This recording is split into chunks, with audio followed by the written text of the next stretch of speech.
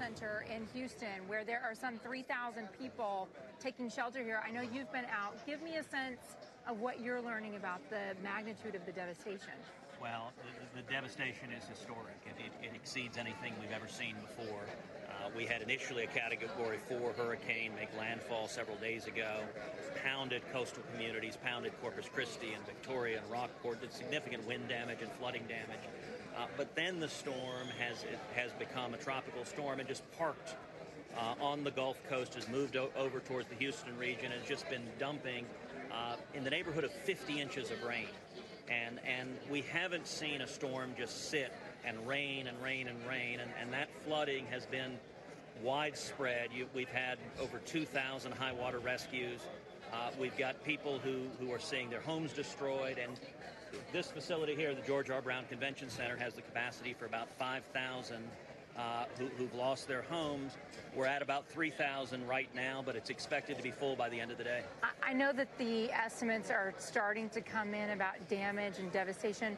What do you think this is going to cost the federal government?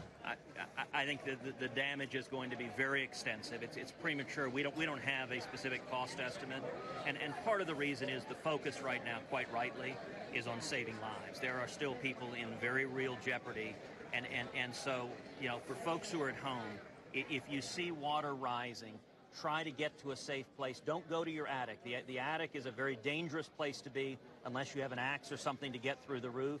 What you should do, if it's rising fast, get on the roof. The roof is safer than the attic.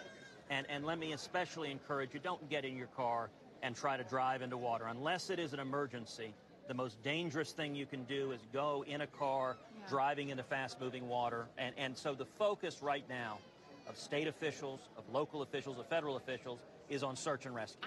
I know that as you're talking about that, and that's your focus, that some of your colleagues on Capitol Hill are talking about how do we fund the response and the recovery.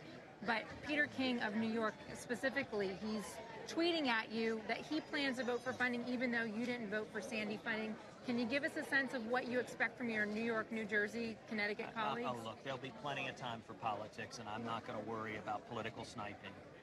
My focus here is on the tragedy that's unfolding, on the people whose lives are in jeopardy, and the people who need help. And I have been spending day and night working, trying to coordinate with local officials, county judges, mayors, speaking with the governor, repeatedly speaking with the president, the vice president, with cabinet agencies, and trying to marshal federal assets to save lives. That needs to be the priority. The silliness of Washington, we can worry about another time. Has this given you a different perspective? Do you think that you would have voted differently about the Sandy bill given what you're seeing in Texas? No, of course not. As I said at the time, hurricane funding is a very important federal responsibility, and then I would have eagerly supported funding for that, but I didn't think it was appropriate to engage in pork barrel spending where 2/3 of that bill was unrelated spending that had nothing to do with Sandy and was simply politicians wasting money. That shouldn't happen. The focus of emergency relief shouldn't be cynical politicians trying to fund their pet projects. It should be providing relief to people who are in crisis. In Sandy, there were people in crisis. Here with Harvey, there are people in crisis. And we need to focus on solving the problem and meeting people's needs, not engaging in political games. What's your message for business leaders who are looking at this? I mean, in Houston proper, the downtown area is shut down. It's a ghost town. How do we get back to the business of Texas with all the water still coming in? Well, Texas will rebuild. Houston will rebuild. We are a strong and resilient city. I will say one of the most amazing things is watching Texans come together.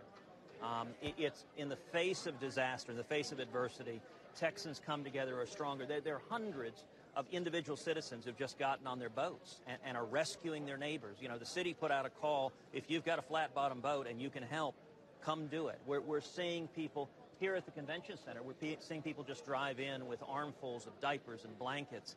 You know, I visited with a woman in the shelter who was an older woman who was on oxygen and using a walker.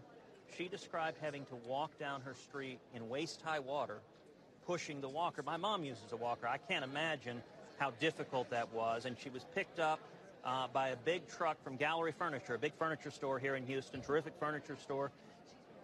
The furniture store truck gave her a ride here. We're seeing that kind of spontaneous generosity, citizenship You asked the message to business. One message I would give, particularly to big companies, is there's a real need for relief here. And if you have the ability to donate, whether it is food or clothing or medicine or other emergency supplies, or as we shift into in the coming weeks, rebuilding, that's going to take an enormous investment as well. And I'm hopeful that we will have a lot of good citizens in the business community stepping up to meet those needs. One more thing. Do you think it's appropriate for the president to visit Texas now? Sure. When I spoke with the president, we talked about his coming to Texas, and he expressed a concern. He said he didn't want to come too soon and distract resources that need to be in search and rescue. And I think that's the right instinct. As I understand it right now, his current plan is to go to Central Texas, perhaps visit Corpus. I don't believe he's coming to Houston. I think there's a balance. What I can tell you is the president told me directly, said, Ted, whatever Texas needs, the answer is yes, we are leaning in.